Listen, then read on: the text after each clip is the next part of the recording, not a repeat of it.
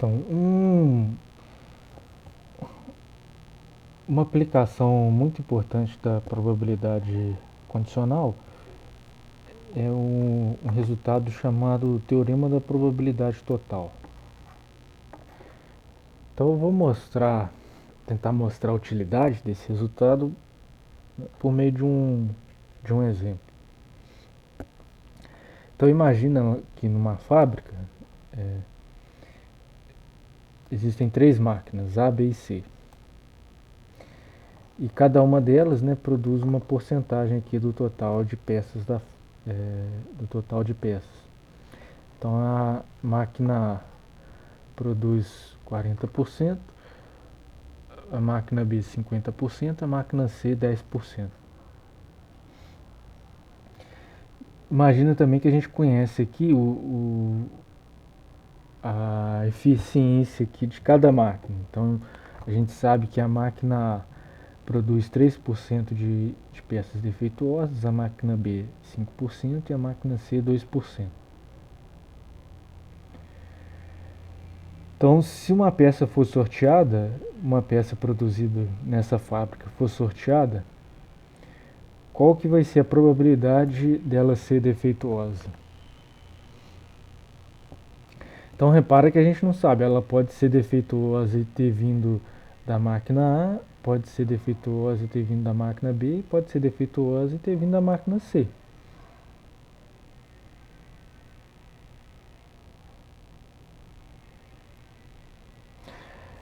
Então vamos começar aqui nomeando alguns eventos. Então a gente vai denotar o evento a peça ter sido produzida na máquina a peça sorteada, né?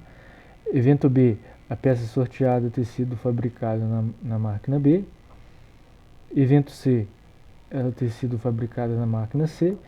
E o evento D, ela ser defeituosa.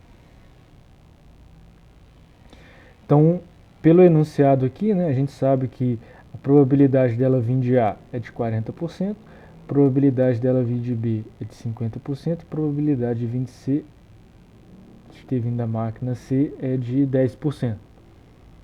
São esses valores aqui. Esses outros 3 valores aqui, né? Bom, 3% é a probabilidade dela ter sido produzida, dela ser defeituosa, uma vez que ela veio da máquina A. 5%, né, é a porcentagem de defeito da máquina B. Então o que isso quer dizer? Se a gente sabe que a peça veio da máquina B, a gente vai ter 5% de chance dela ser defeituosa. Então essas probabilidades elas já são dadas na forma condicional. Então a gente sabe que a probabilidade da peça ser defeituosa, dado que ela veio da máquina A, vai ser de 3%. A probabilidade dela ser defeituosa, dado que ela veio da máquina B, é de 5%, dela ser defeituosa, dado que ela veio da máquina C, é de 2%. Então, essas probabilidades aqui, essas 6 probabilidades, são toda a informação que o enunciado dá. Agora ele quer saber a probabilidade da peça ser defeituosa, né? Ou seja, ele quer saber a probabilidade desse evento D.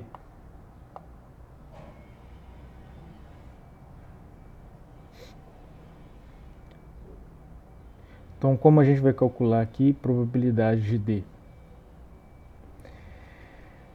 Então, primeira coisa, repara aqui que esses 3 eventos, né, os eventos A, B e C, se a gente pegar a reunião deles, dá o espaço amostral, porque, bom, se a gente pegar uma peça, necessariamente ela tem que ter vindo de uma das 3. Então, ou ela veio de A, ou veio de B, ou veio de C.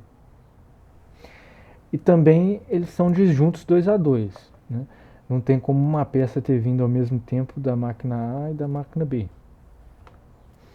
Então, nesse caso, a gente pode decompor o conjunto D dessa maneira aqui.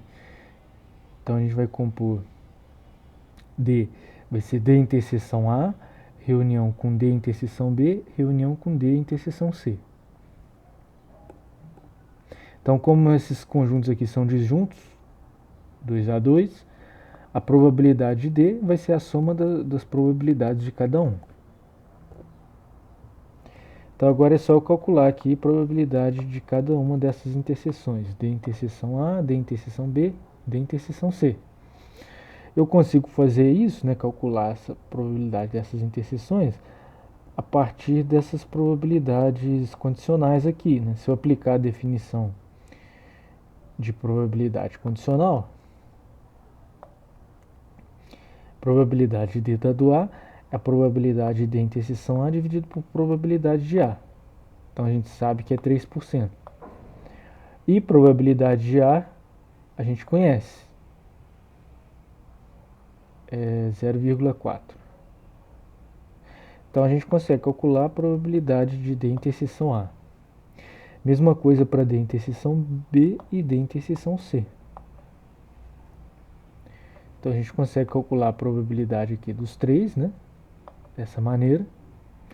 E para calcular a probabilidade de D, agora é só somar as três aqui. Vai dar 0,039 a probabilidade da peça ser defeituosa.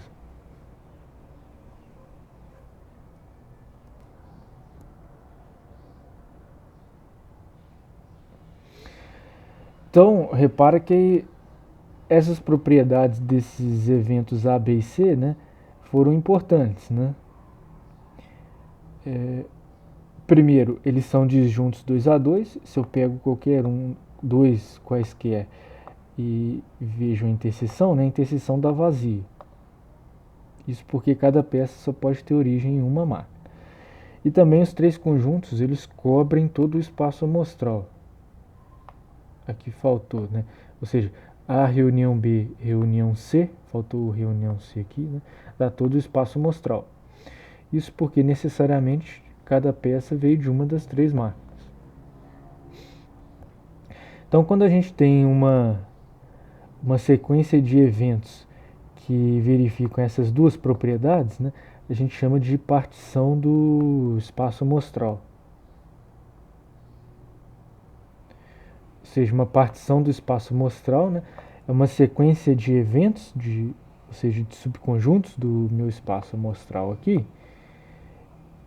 tais que, se eu pego a reunião de todos, tem que cobrir todo o espaço amostral, e se eu pego dois quaisquer e vejo a interseção dá vazio.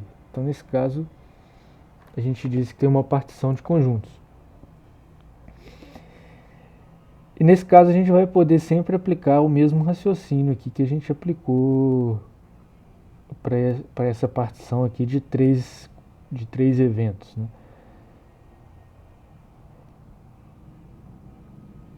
Então, se a gente generalizar esse raciocínio que a gente fez, a gente vai chegar no que a gente chama de teorema da probabilidade total. Então, imagina aqui que a gente tem um espaço amostral ômega e uma partição dele, conjuntos aqui C1, C2, Cn,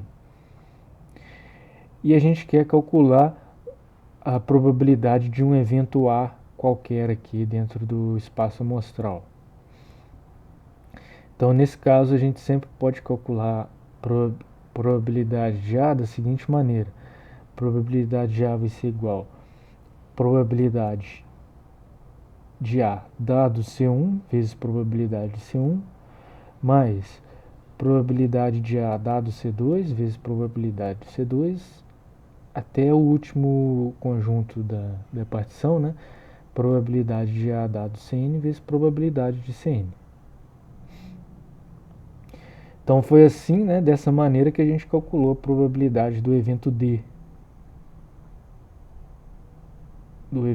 Nesse exemplo. Então muitas vezes isso é útil, por quê?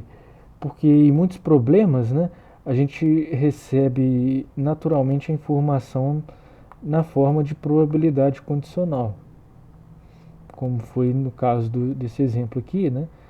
Essas probabilidades aqui são probabilidades condicionais. Então, muitas vezes, a informação já vem dessa forma.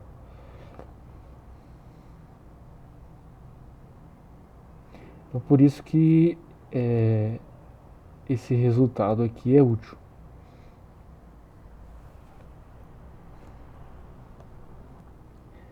Então, além do teorema da probabilidade total, um outro resultado que é muito importante relacionado com probabilidade condicional é o que a gente chama fórmula de Bayes. Então, de novo, vou tentar mostrar a utilidade, né, através desse exemplo aqui. Então, é o mesmo exemplo, são os mesmos dados do exemplo anterior, das 3 máquinas, só vou mudar a pergunta agora. Então,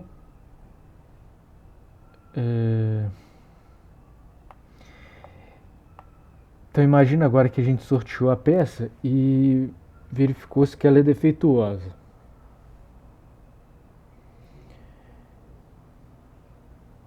Então, nesse caso, qual que é a probabilidade dela ter vindo da máquina B ou da máquina A? Então, repara agora que mudou o estilo da pergunta, né?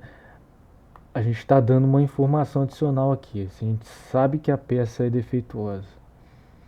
Quer saber qual a probabilidade dela ter vindo da máquina B. Ou seja, a gente está perguntando probabilidade de B dado D, né? Então, a própria pergunta que a gente está fazendo, né, já está perguntando uma probabilidade condicional nesse caso.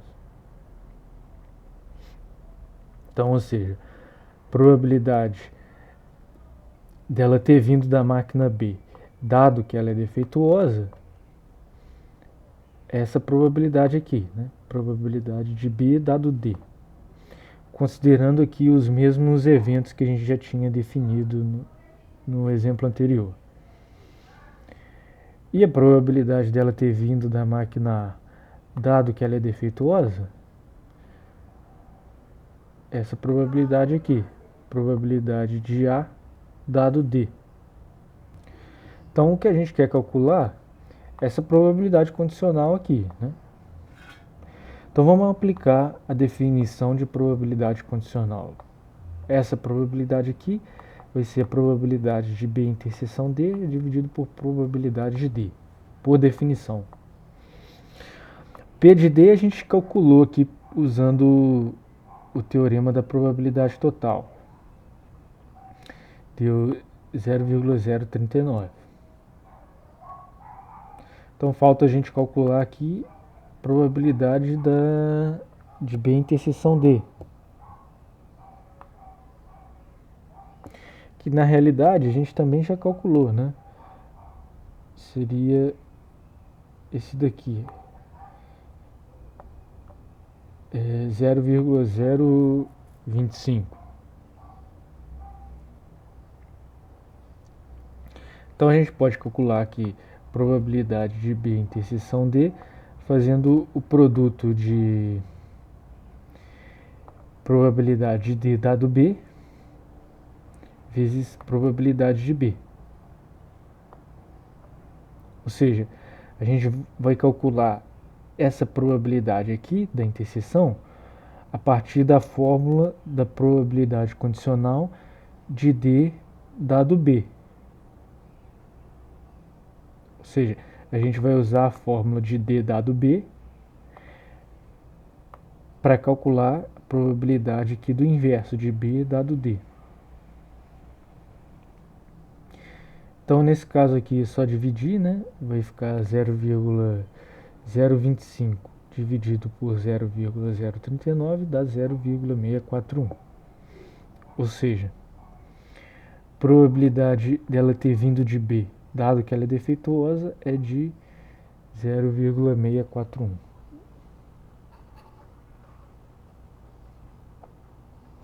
Então, de novo, né?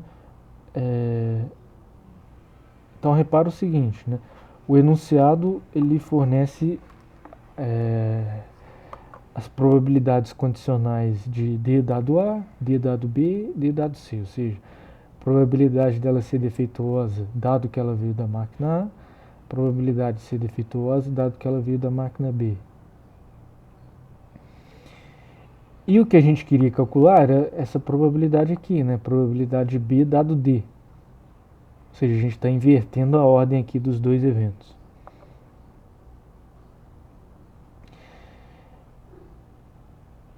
Então a gente usou, né, as probabilidades que a gente calculou lá no teorema da probabilidade total, né, para calcular o que a gente queria. Da mesma forma que a gente fez anteriormente, né, generalizando o que a gente fez para uma partição com 3 conjuntos para uma partição com um número qualquer, né, de eventos, a gente pode também generalizar nesse caso. E a gente vai chegar no que a gente chama fórmula de Bayes. Então imagina que a gente tem um espaço amostral com uma partição aqui C1, C2, Cn, e a gente tem aqui um conjunto, um evento A qualquer aqui. Então a gente consegue calcular probabilidade de um evento C, de um desses eventos C, dado esse evento A, por essa expressão aqui, né? Vai ser igual probabilidade de A dado CJ, multiplicando probabilidade CJ, dividido aqui pela soma da probabilidade de A dado C1 vezes probabilidade de C1 mais probabilidade de A dado C2, probabilidade de C2, até probabilidade de A dado Cn vezes probabilidade de Cn. Então repara, foi o que a gente fez aqui, né? Essa probabilidade aqui do denominador, né, essa soma, a mesma fórmula do teorema da probabilidade total, que nesse caso aqui era a probabilidade de D que a gente tinha calculado anteriormente. E o numerador aqui, né, é a gente calculando a probabilidade de C dado A a partir de probabilidade de A dado C. Ou seja, a gente está invertendo aqui a ordem. Assim como a gente fez aqui, a gente calculou a probabilidade de B dado D a partir da probabilidade de D dado B.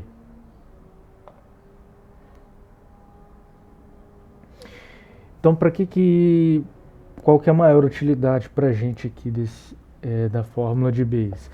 Vai ser justamente isso, né? Quando a gente quiser calcular a probabilidade aqui, invertendo os eventos aqui. Quando a gente quiser calcular a probabilidade de C dado a partir da probabilidade de A dado C.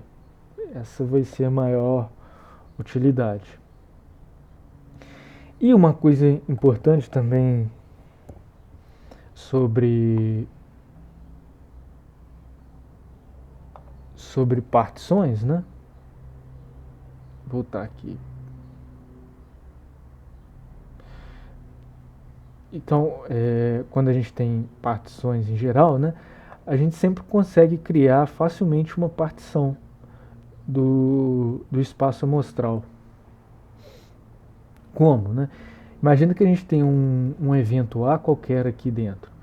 Então, se a gente olhar para a partição formada por esse conjunto A e pelo complementar dele, vai me dar sempre uma partição com dois conjuntos. Ou seja, se eu tomo a reunião dos dois, dá o conjunto todo, né? E se eu pego a interseção de A com A complementar, dá vazio. Então, isso me dá uma partição.